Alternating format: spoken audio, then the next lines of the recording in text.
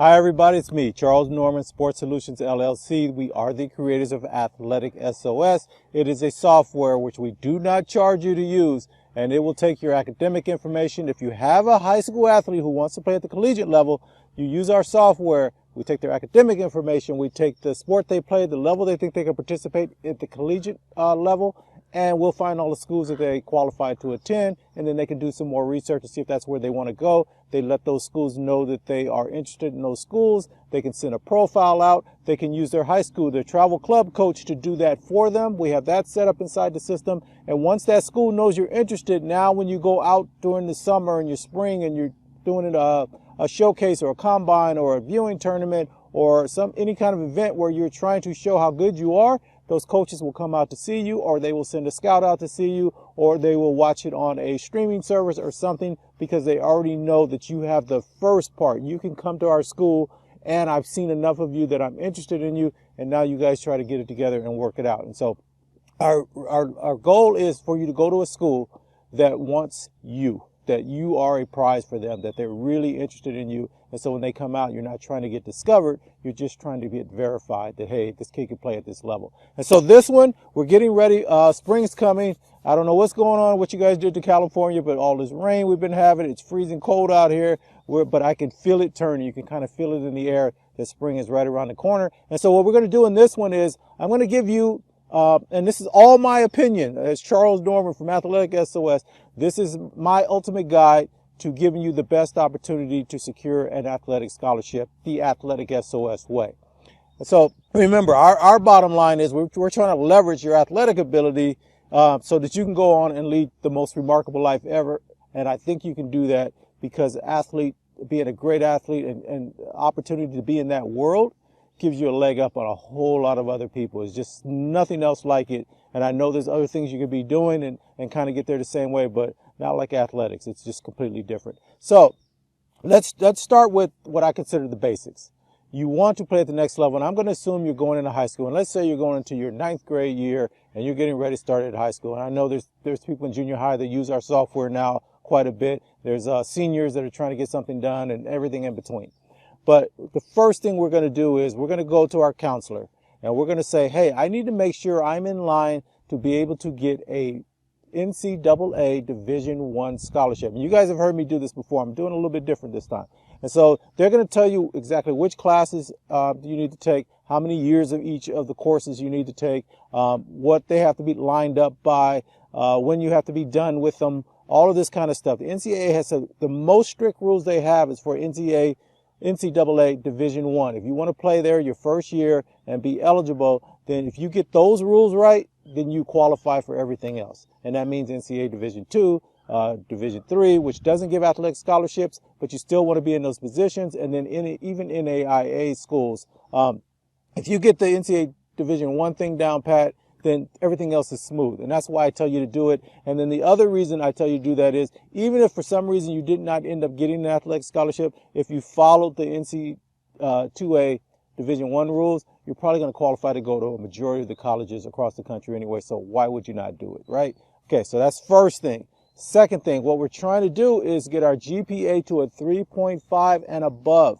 It is the secret sauce. One of the biggest misnomers and things that people that don't understand, especially families, is that the difference between a head count sport and an equivalency sport. And I think this is really important for you guys to understand. If you get a head count sport and you go D1, NCAA D1, you're going to get a full ride. That means everything's kind of paid for, right? And so people, for some reason, people think everyone that gets an athletic scholarship got a full ride. They got college paid for. And in fact, they're like upset with them. But for men or for boys, it's football and basketball. D1 level, you're going to get a full ride. Okay. And so D2, you may not. Sometimes you can, sometimes you won't. D3, they don't give actual athletic scholarships, but you can get it more than enough money to go to school. Your room and board's paid for, your books, everything's kind of taken care of.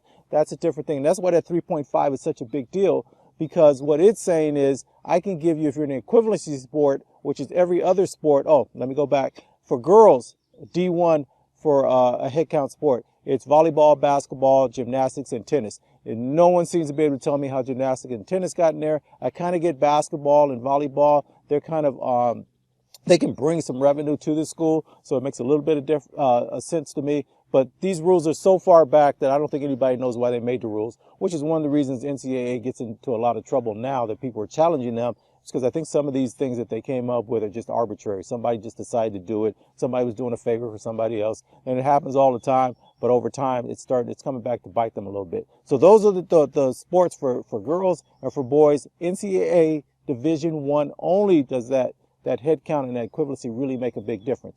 Everything below that, you're probably going to get a partial.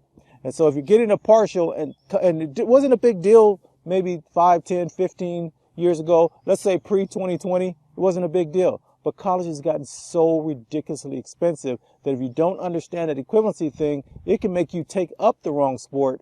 And so you don't get that opportunity to get that full ride, and now you're in a little bit of trouble. But that 3.5 kind of fixes it. And what it does is it allows that college coach to say, okay, this kid is coming here. They've got good grades. They've done everything they're supposed to do as far as taking the right courses. I should be able to go into my admission office and say, hey, this kid's got a 3.8 GPA, a 4.0 GPA, a 3.6 GPA. Let's get them some academic money, and let's get them the partial athletic scholarship. We've got a really big chunk of that money set up, and now they make sense for them to choose us over somewhere else, because they may or may not come after you based on your GPA. Even though you qualify to go to the college, they could say, hey, this kid over here, though, has got that great GPA and they did what they were supposed to do. I'm going to go ahead and go for this kid because I probably have a better chance of landing them because I can give them that academic money, and I pick up a bigger chunk of the cost of going to school. So those are the kind of things that we want you to think about from AthleticSOS. Don't be lazy. What we're trying to do is get you to do the little bit extra so that you're better positioned than your competition to get chosen. People cannot figure out why they didn't get it. They've done everything right, and then the school at the last minute, they think it's a rug pull, but it's because that other kid was better positioned than you. And that's all it is a lot of times, is you didn't do anything wrong. It's just the situation. You didn't put yourself in the best situation. You put yourself in a good situation because you must be good enough if they were really vetting you that heavily, but it just didn't work out. So I want you guys to get that through your heads as far as how it's going to work. Next one, SAT, ACT. Take them both. And I say this over and over again to kids and families, and I was getting pushback before, but now that the NCAA doesn't require it to be eligible to play the first year, they used to require that you took the SAT or ACT and you had a certain score. Since that went away last 2 years, since the pandemic really went away, everybody's not taking the test. So this is the opportunity. This is the AthleticSOS way. This is the opportunity to really position yourself away from the rest of the crowd. Because now what that college coach is going to say is, hey, this kid went the extra mile. They didn't have to do it. They went the extra mile. We want those kind of kids in our program. And a lot of times the colleges, even though they said you didn't have to do it, or you don't have to do it to even come to our college, it doesn't mean that some colleges don't require it. And it also gives you an advantage. You're sitting in that office. You've got all of these applications to come to your college.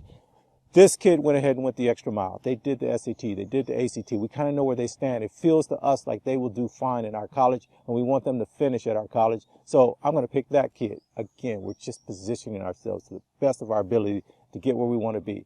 The next one is exposure. You got to go out away from your high school team. I know you're getting exposure there, but the understanding is that if you can play at the collegiate level, then you're probably the star in your high school team. That's just going to be a given. Right? So, but you need to go out now and prove this, that your ability to play at combines and showcases and viewing tournaments and any kind of other competition that puts you against other college level players.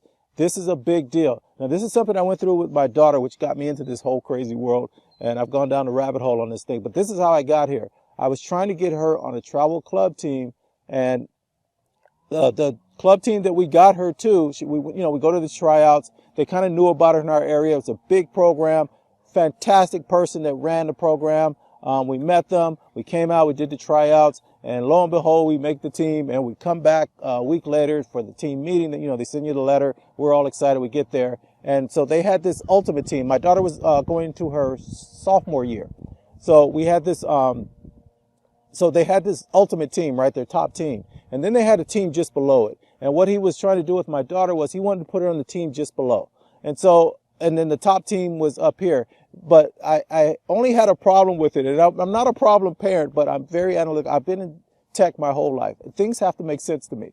And so I asked the question, I said, well, if she's good enough to be on that top team, why isn't she on the top team? And then he said what he was trying to do was he was taking those sophomores and those juniors and he was creating that secondary team so that he had a pipeline moving forward. Most of the girls on the top team were going into either their senior year or they were really top level juniors, right?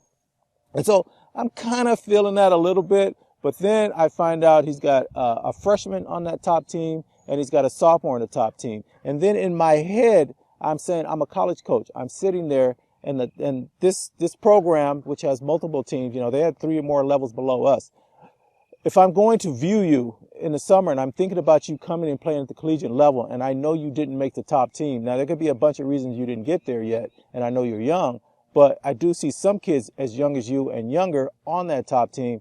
Then do I believe you're really leveled up to come play at the highest level, to play at the collegiate level? Maybe you're not that caliber of kid. And I expressed that in the meeting, and you know, they kind of held to their guns on it. And so that just happened, and it was very expensive to be on this club team, and it's my daughter. I got to go with her. She can't be traveling across the country on her own. That's just not going to happen. My son, maybe I go ahead and take that chance, but I got to go with her. And we just happened to be back a long time ago, back in 2008, 2009, I think it was. And I was on furlough. And so this money I was about to spend had to make sense to me, and it did not. And so that's how I kind of got into this world. So long story short, you want to be in a position, do not just take something because people are telling you, hey, don't be a problem parent. It's not that big a deal. If it doesn't fit, you're going to have to find another solution. And that's what we ended up doing. And it was accidental. And that's why I keep saying, no matter what decisions you make, if you keep pressing and you keep on trying to figure out your next move, don't let yourself get stuck. But she ended up playing with another group of girls who need exactly what she did. Now, they weren't as good as the top teams around, but they won enough games. And we went across the country and we had a fantastic time, which I'm going to talk about a little bit later in this. But we found a group, and everybody on that team went D1. Now, they didn't go to the highest D1s, but they got full rides. They all got their college paid for playing the sport, and they went to the schools that made sense for them. They were already looking at these schools, and so it all worked out for us. And that doesn't mean it's going to work out for everybody the same way,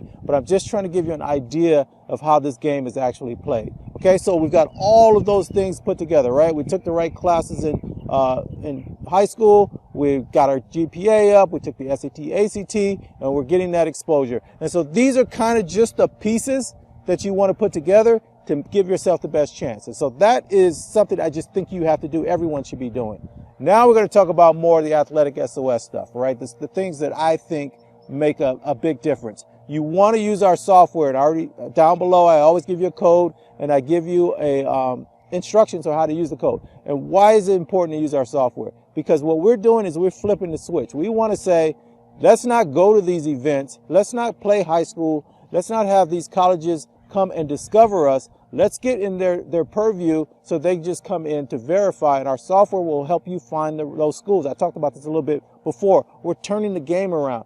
The other thing you want to do is you want to go talk to your high school coach and tell them what you're trying to do. I want to play at the next level. Where do you think I can play? What level do you think I can play? And so they will tell you, I think you're D2. I think you're D3. You can believe you're D1. That's fine. Don't kill yourself. Don't let somebody tell you what you're not. But what you want to be having in the back of your mind is make sure I go find some D2, D3 schools so this high school coach or my travel club coach can be a voucher for me, at least at that level. And then I need to get my game up. If everyone's telling me they think I'm D2, D3, I think I'm D1, I'm missing something. Now, one of the things that I have seen through the time that we've been doing this, and we've been doing this really since 2015, but heavily since 2018, is that so many kids just don't have the size, the height, the speed, the quickness for their chosen sport. The sport that they chose to get here, and now they're playing in high school and they're trying to go play, get an athletic scholarship. They don't have some skill there. And so, or something about them doesn't fit that high level. But that's okay. You can still try to find a way to train to get there. And what you're looking for in this case is you want to kind of specialize, because what you're trying to get is to be known for something. they're this great hustle player, they're this great defensive player, or they're this great offensive player, or they can do this one thing here, and you're starting to get that reputation, because that reputation can carry you further than just being a general practitioner of the game, right? The other thing is you can be knowledgeable about the game. You can learn how to move your body, anticipate, to see things before everybody else sees them. All of these things will make you a better player anyway. Next thing you want to do is you want to get out and work out and practice against the best of the best. You want to find the best people in your city, your area. If you got to drive somewhere, and you got to find a way to get in so that you're working out with them and you're practicing against them. No matter what you do, if you're better than everybody that you're practicing and playing against, especially in pickup or even in the games, then you're not growing. You want to be in a place where the people are just so much better than you that you got to catch up, that they're like, we don't even want to pick this kid to play with us right now, because you want to get to the point where they will let you do it, and you will see the difference right away.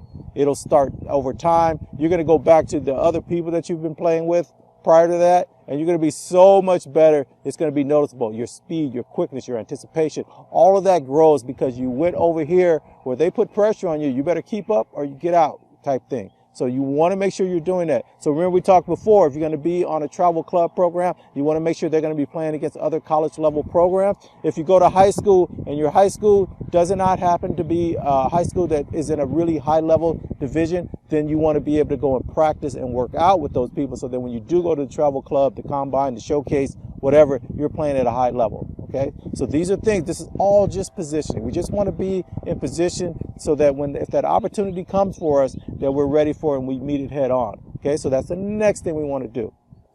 And then finally, and I'm not going to, we always talk about, people ask me this all the time. So summer's going to be starting to come up. Do I go and play with my high school program, or do I go with my travel club program? How do I handle that? What are the politics for that? You're going to need that high school coach at some point. I don't care what college you go to, they're going to come talk to your high school coach, and they're going to be asking more about your attitude. And usually if you're a great player for your high school, what ends up happening, you're sacrificing some of your ability to make the high school work. Sometimes you're playing out of position. Sometimes you're a great running back or whatever you are, you're a great point guard or a big man or whatever, but they play a different style. Of course, you could pick up and go to another school, but do you really want to do that? The reason you went to that high school is probably because it's in your neighborhood or something's going on, but you decided that you don't want to be jumping around your whole life. So that high school coach, if you're giving them, your attention at the same time, because you're probably a leader on the team, as you go, the rest of the team follows. If you show disrespect to the team, to your teammates, to the coaches, all of that, I know how parents are. I know how you guys are. You're just trying to give your kid the best opportunity. The high school coach doesn't know what they're doing. They, whatever you're thinking, it doesn't matter. You want to still have respect. You want your kid to be in that mind frame of, this is what we've chosen to do. Let's give them something. But that high school coach got to meet you halfway. And so you say, okay, listen, I need to go do these things. Here's the schedule for my travel club, or here are the combines and the showcases I'm going to. Here are the dates. But I will come in and I will do practice with you guys. I've got practice with these guys on Mondays, Tuesdays, and Wednesdays, or whatever the dates are. And then I'm going to try to hustle and get back over here. Is there a way we can mess with the time so I can make sure that I'm there? Because I want to be part of what we're doing over here too. That is the way you mature and you do things and you approach things.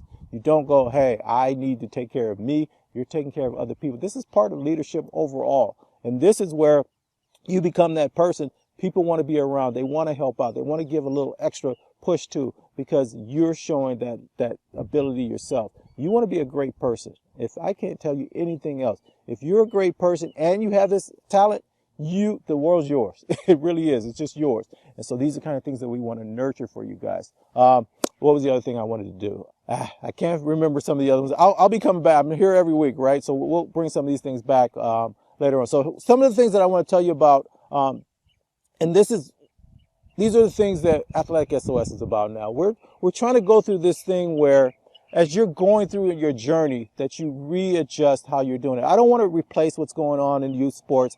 There's a whole bunch of people that are doing that already. There's coaches alliances, there's youth sports advocates, there's all these groups. They're doing great stuff. They're trying to make it so that it doesn't become a job, that you enjoy your youth sports career as you're going. And I'm talking about from age 5 to age 17. Once you're 18 and over and you're going to college, that's a different world. But what I want you guys to do, and this is why I told that story about my daughter and we went and found another program, is that when I went with that program, and that was the first year I went. My wife had been doing it before that. I was doing some other stuff. And so I went on this journey with her that year. And the team we got on, we went to Oregon, we went to Chicago, and I think we went to like South Carolina or something.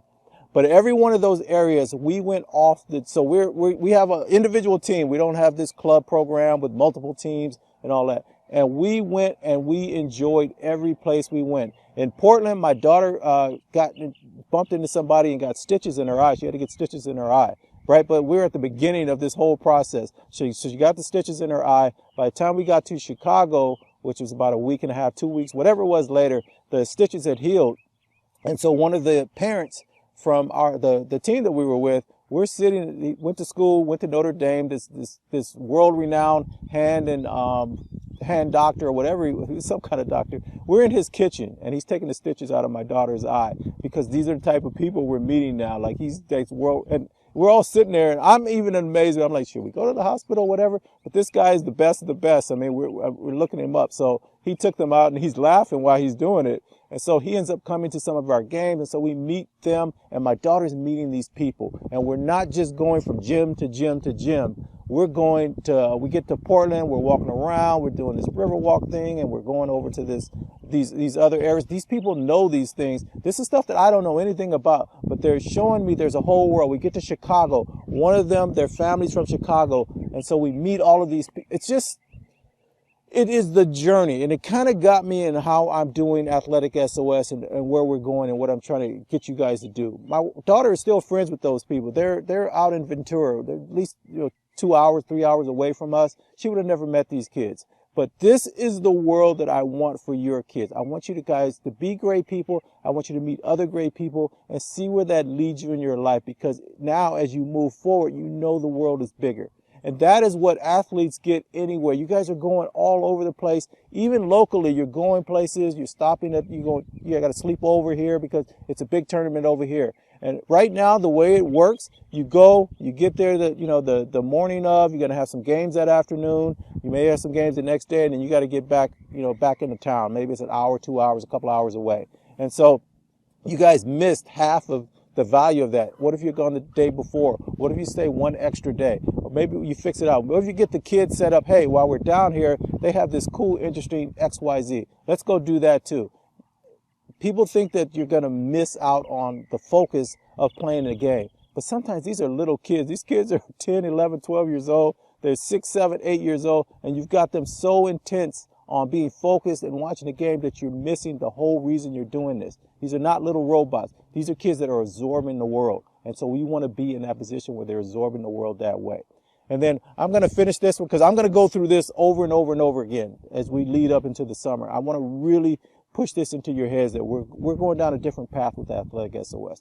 And I don't mean for you to be rude to the path that you have. If your coach is saying, hey, this is what we do when we go on our things, because the other travel club program she was going to go with, everybody from each level had to go watch the other people play, especially the top teams, to show support and yell, and all the parents are together. And I get that. That's a cool thing too. But I think you're missing the whole essence of playing youth sports, the value that it brings. And the value is meeting other people. I think every single program should have meet and greets. They should have all of the kids meet up kids from other places, exchange information. Who are you? What are you all about? You're an athlete, and what else are you? What is that and? And so those are the kind of things that I want you guys to get across. And then here's the last one I wanted to do. I get a lot of kids that they get to high school and they did not get that athletic scholarship. And so they've been using AthleticSOS, and we talk about this a lot of times when I'm doing talks to places.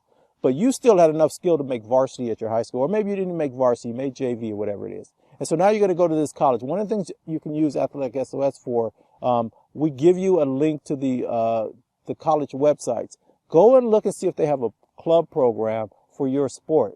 And so once you get onto that campus, and be perfectly honest, if it's me, I think that club program may be the most valuable thing that you could do when you go to college, because what it does is it lets you get with all the other kids that are pretty good at it, but they can't play at the collegiate level, but maybe they're in these other disciplines on the campus, academic disciplines, and you want to meet those people because they love sports, and you're going to be the best player probably out there. And so, but you didn't play on the college team, and you can still get a chance to play at the collegiate team, but maybe you could go for the tryouts. Maybe you could be a practice player. Maybe you could figure out a way to get yourself there, especially if you keep your grades up, because that helps bring the team GPA up. But if you get on that club team and you're just hanging out on the campus and you guys are having fun, continuing to play the sport that you love anyway, you can't do a better win than that. And I know you didn't get that chance. You didn't get to play at the collegiate level. But what we're trying to do is we're trying to leverage your athletic ability, the love you have for the sport, all of the sacrifices you make to play, and we want to go on and have a remarkable life. Those are the people you want to do business with later on. Those are the people where you're going to go in, or they're going to go in, and they're going to say, hey, I got this idea I want to do. Yeah, you're probably going to come out of college, you're going to get your degree, you're going to get this job, you're going to start, thinking about your family, and you want to do this and do that. All the things that are the natural path for most of us, especially here in the U.S. and just Western countries in general. But you want to have that side thing, because for the future, you don't go get a job and stay there for 30 plus years and get a pension and come out and retire and then go traveling. Your life is different, and you've got the greatest advantage, a way bigger advantage than we had coming up. We had to follow these paths. All that entrepreneurship and doing all the stuff on the side, that was a no-no. What are you doing? You don't do those things. In fact, people will talk you out of them because you're doing something strange. But now this is going to be your natural thing. You cannot go through life moving forward. For you young people, you're not going to go through life moving forward if you're going to go in the straight line. You're going to have to do some stuff on the side. You're going to have to leave the side of the road. You're going to have to do something different. Even when I was talking earlier about going and do things and discovering where you are, some things around there, somebody did some research and they know, oh, they have this over here. They have this science center. They have this alligator farm. I don't know what, I'm just making up stuff here. But you want to go visit those things. You want to do those things. You're starting to create ideas in your head. I want you to start writing down ideas. Everywhere you go, look for something to go, I wonder why. What if? Those are the questions you want to start. Keep a little journal and just start writing those things down. Some of them will go nowhere, but over time, you're going to see the world completely different. So that's where we want to go. And those are the things I want to talk about as we move forward. So take all of that together. That's kind of the Athletic SOS way of doing things. I gave you the basics you need to do to get where you need to get. And don't forget, there's a transfer portal. I think NAIA schools are just completely overlooked, and they're a great opportunity for you if you're not going D1.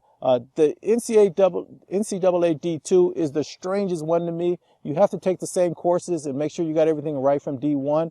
But they don't have to all be in this certain order of done by this certain amount of time. And it just seems like the gray area.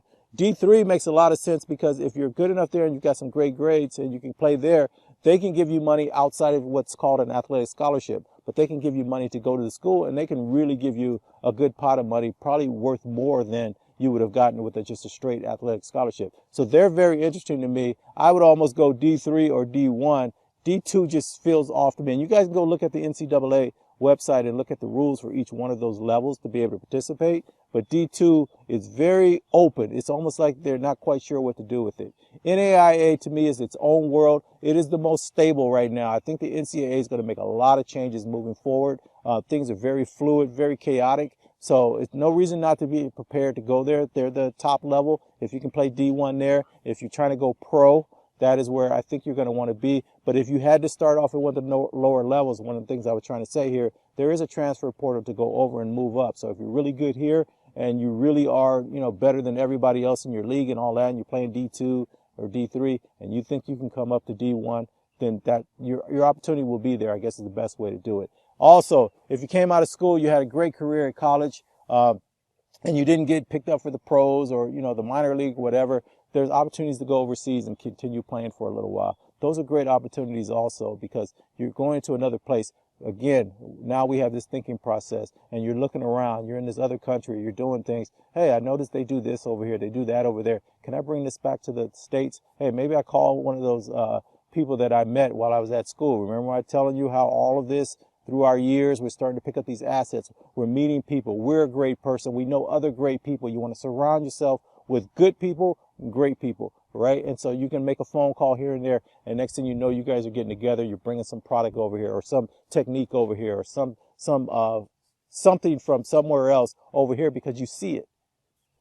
All right, guys, as always, best of luck to you. Now, a lot of you guys always ask me, what can you do for me? I'm giving the software to you guys. Don't charge for it. How am I making money? All of that stuff. Next week, I'm going to kind of reveal some of that stuff. In fact, I'm very excited. I'm going to meet with someone today to get one piece that I think is most important for me to move into this next piece that we're going to do for Sports Solutions LLC. I'm building a big circle around us, and I want you guys to come along with this. I do not go against what youth sports is. I think everyone's trying to do a great job. I know there's some things that you think are wrong or right, and they don't, how they treat the kids, and the travel club program versus the Rex programs. All of that stuff's going on.